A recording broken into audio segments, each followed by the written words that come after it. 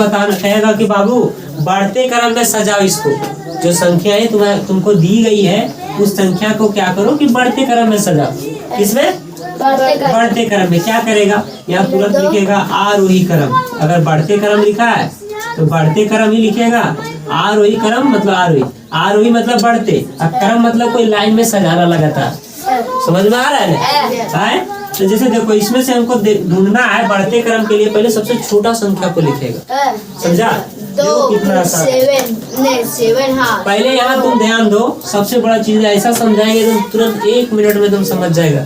ये देखो इसमें सबसे पहले छोटा बता कौन है? तो पहले 2 को लिखो, उसके बाद ढक दो इसको। 2 तुम्हारा खत्म हो गया, अब 2 को तुमको देखना ही नहीं।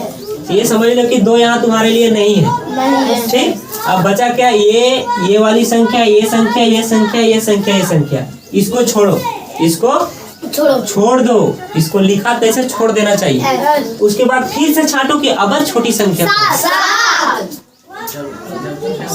फिर इसको भी छोड़ो। अब जो बच गया उनमें से देखो कि अबर कौन सी छोटी संख्या? 8। अब बताओ कि अबर ये 8 को छोड़ करके अबर छोटी संख्या कौन है? 9।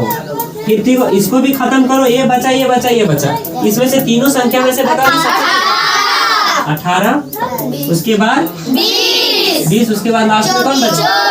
देखो एक चीज अब गौर करो, देखो सब बढ़ते क्रम में लिखा गया। 2 के बाद देखो 7 बड़ा है, 7 से 8 बड़ा है, 8 से 9 बड़ा है, 9 से 18 बड़ा है, 18 से 20 बड़ा है, 20 से 24 बड़ा है। क्या समझा?